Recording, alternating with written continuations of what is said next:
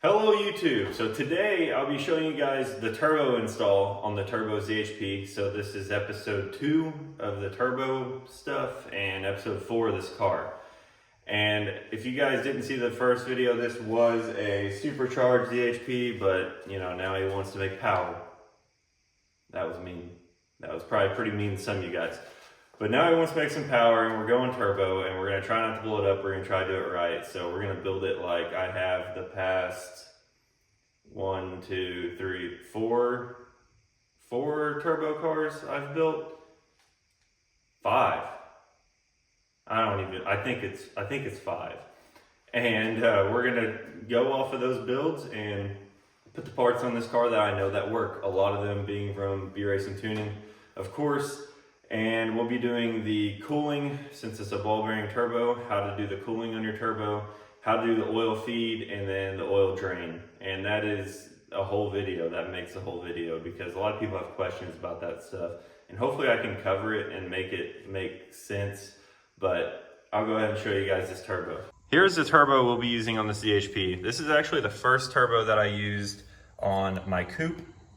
Only used it for less than a year, nothing wrong with it. I just ended up upgrading to my Arashi turbo that I had. You guys may remember that from another video when I went to the S52 in my coupe. So this turbo is barely used. I did get a new exhaust housing for it because the other one, if you remember from last series, I cut this out and welded the 90 on it for the wastegate. Won't be doing that on this build. I'll actually be using the wastegate port on the spa manifold. But here's the part number for you guys. It's a 3576. All right, so this video for the most part is going to be how to do your cooling system on your turbo. I had a lot of questions about that last series. I thought I showed it, I did. I guess I didn't show you guys enough of it. So other than just installing this turbo today, we're gonna be talking about how to do your water cooling on it on an E46.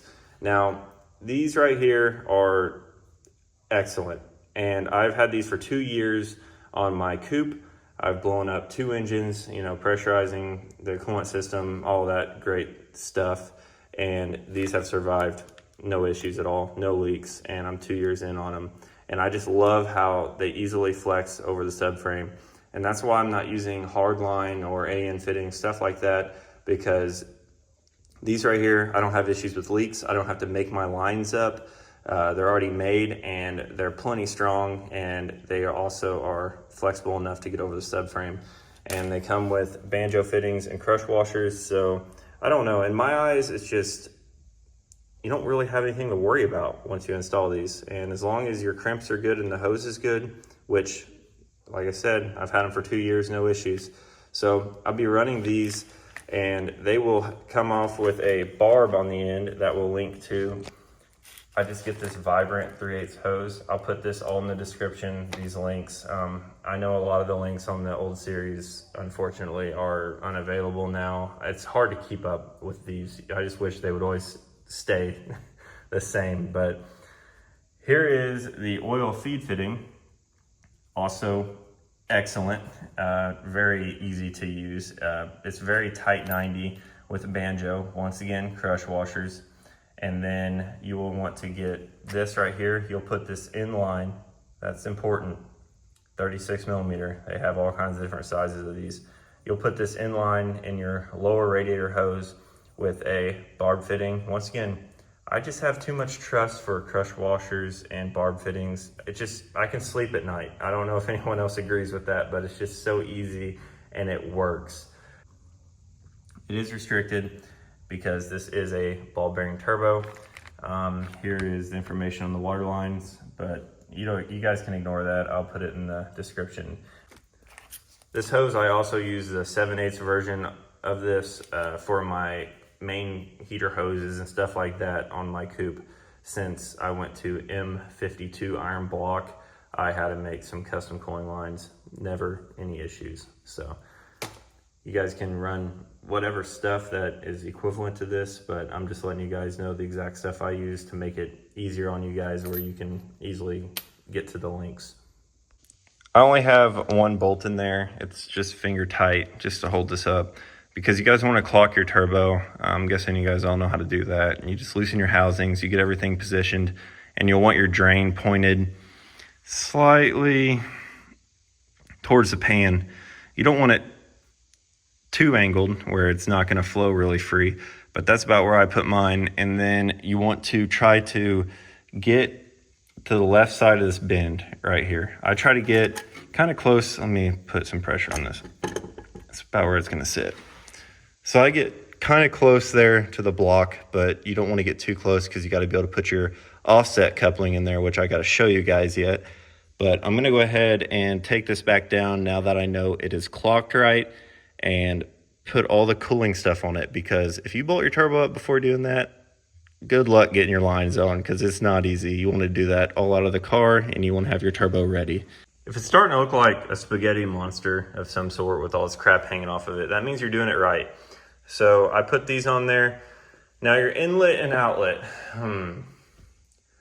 Couldn't answer that for you guys.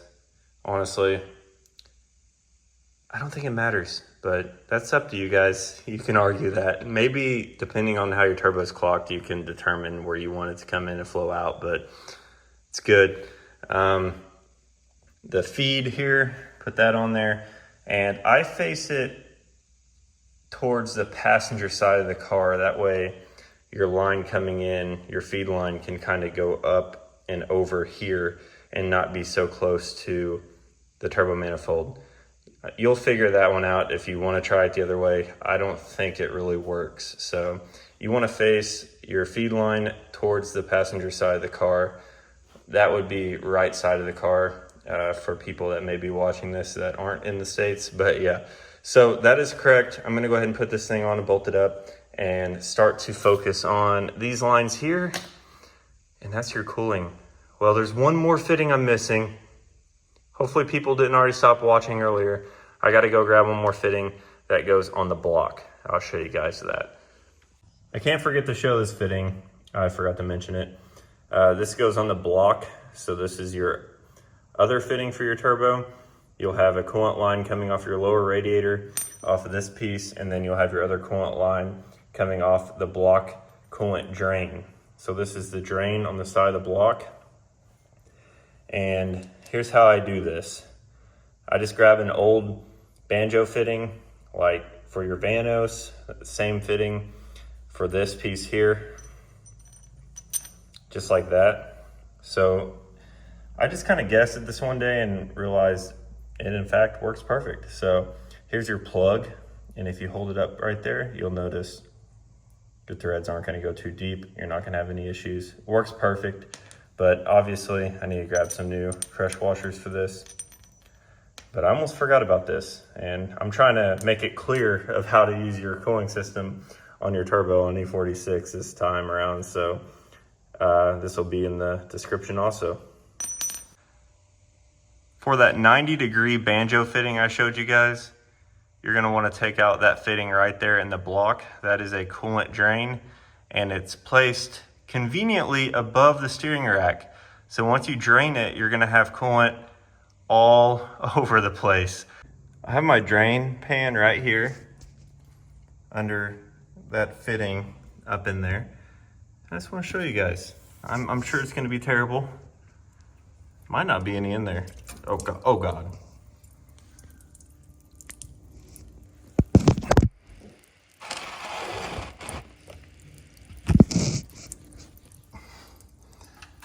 Oh, oh, oh, no.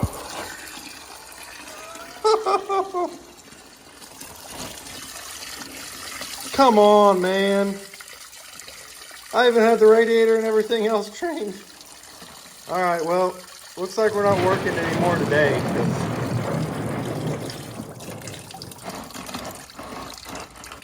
All right, well, I just want to show you guys that because I love that drain. I love how convenient it is.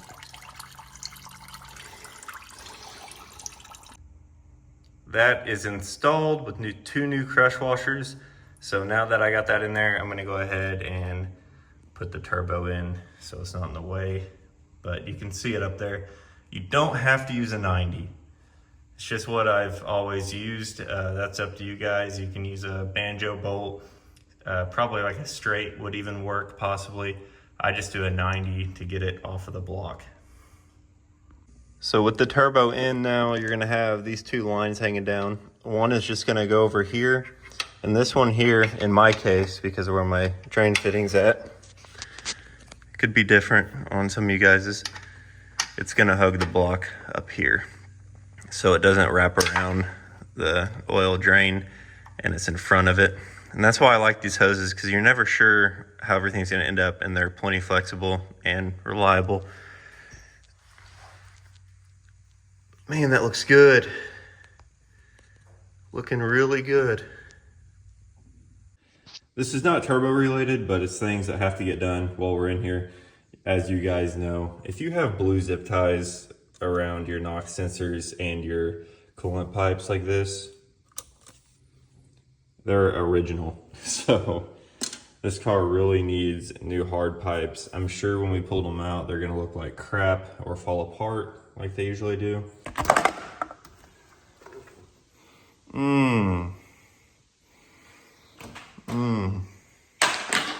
You know, these cars can look really good on the outside, but I guarantee everything needs replaced under the hood. All right, well, the end is stuck in there, even though it looked like it came out, and that whole end is stuck in there. So now I gotta dig those out. Well, just dug all that out of there. If you guys have done these jobs, you know it's a nightmare. Now I gotta clean up those holes where those O-rings seat real nice with some Scotch-Brite, but this is terrible. Well, I didn't know the expansion tank needed replaced, but you can see the pulley was in it. This thing was not leaking. I can't explain it because I see these parts all brand new when I work on cars and they leak. But you can see condenser got shoved all the way into the radiator, and then it's completely ripped right there. This side too, the bottom of the radiator is folded, and it wasn't leaking. But I can replace all these parts, and I bet it leaks. Now that these coolant pipes are replaced, I can go ahead and put this Vanos line back on. Had to take it off to get to these. It's a pain. And new heater hoses, so we're looking good in here. It's still kind of gross, all that coolant everywhere. But this fitting goes right here where your Vanos Banjo fitting goes for your Vanos line. Also guys, replace your crush washers, please. Buy like a 500-piece kit for next to nothing on Amazon, and you'll have them for a long, long time. Also, thank you. When you buy fittings like this, I thank the company that sends new crush washers with them. It's awesome. Sometimes you buy stuff and you don't have new crush washers, but that's why I'm saying buy that kit on Amazon. I guess I'll link that too. I'll link a crush washer kit. Link everything. Help you guys out. But man, this fitting is so nice. That is so convenient. And crush washers sometimes scare me because I don't know if I'm pulling threads or if the crush washers are just crushing. So some of you guys know from the supercharger video, I mentioned this car will be going to MS-43, so there will be a video on that. This is the only part of the harness that's left that needs tore out. It's most of all that comes out with this harness for your O2 harness and your transmission harness. We won't be using all these. We'll just be using one of these and for the lambda sensor. So these, I gotta remove all this anyways, but they all sit in this little clip here. Don't break that, because I've noticed that that clip works excellent for this line. Also, these lines have like another coating added to them now, which is pretty cool. I don't know what that's about. Straight end comes off your Vanos. The 90 goes to your turbo, which works perfect with that 90 fitting I just showed you guys. Oh, got a mess out here. Working with one hand. For you guys, I could set up cameras everywhere, but that takes so much extra time. Like I would never get a car done. I just run this back here. Put it in this little clip. Pretty nice. And it just chills down here. Plenty of room for your manifold. Straight to the back of the block, man. And bam, right down here to your turbo. Which is It's gonna be hard to show you guys. Let's see if I can get in there. I can't. But remember, face that fitting towards the passenger side of the car. It's not as hard as you think. It looks really hard on camera, like it's in a terrible spot, but I already have it started. So I'm gonna go ahead and tighten that down. That is your oil feed. That's all there is to your oil feed. The Vanos fitting, the line, and that 90 Banjo fitting on top of the turbo that I showed you guys. So I'm just using a normal 5/8 barb fitting off the turbo. And I've been asked, why don't you use AN fittings? Well, for the ones that know or have done bottom mount, there's not enough room between your turbo and your oil pan to get that drop correctly. Once you put AN fittings in there, it really messes with being able to start sloping down soon enough, and you will smoke at stop signs and stuff when your oil sits in your turbo and it's not draining out of it fast enough. So you ideally want to use a barb fitting, just the old classic way, and I don't have any issues with it. And then the hose I use, all I gotta say is don't use heater hose, don't use silicone hose. This is the hose that I use. Of course, I got 2 feet of it, and I don't have any of the writing on it to show you guys the name of it, but I will put a link in description. There's a place local to me that sells this stuff. It's like basically return hose, hydraulic hose, so it does amazing. It honestly lasts like scary long. I usually replace it before it actually goes bad because I'm like, this has to go bad soon.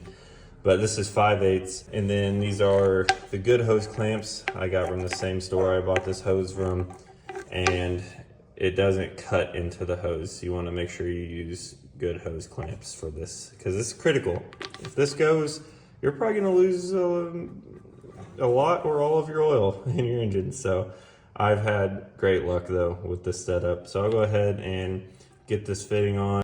All right, so I put a piece up in here. I need to cut a longer piece so it seats on this barb further. This is a pretty long barb, but it still makes me nervous because this is pretty important. But you can see the slope on it. That's what you want. It's hard to get that slope if you don't use barb fittings, and if you use AN fittings, you're barely gonna have any hose on your fittings if you do AN fittings because there's no room after your fittings are in here, if that makes sense. But that's the main idea on that. It's not tight yet. I need to get a longer hose for that. And that is 5/8 hose, and I get it at a local store to me. So now for this hose, once again, 36 millimeter, and you want to get a brand new lower hose. Reason is these hoses will swell over time and they won't fit this like they should. So you want to get a fresh hose, and yeah, you're going to cut it up. You're going to cut right in here somewhere out. We'll figure that out here in a minute. But once again, 36 millimeter, and you'll want to put a barb in here. This is actually meant for like a temp sensor, but we use it as a feed, like a T-fitting kind of. And this is a 3/8 barb. I'm not sure what the threads are. It'll say on the listing. I should have looked at that before I made this video.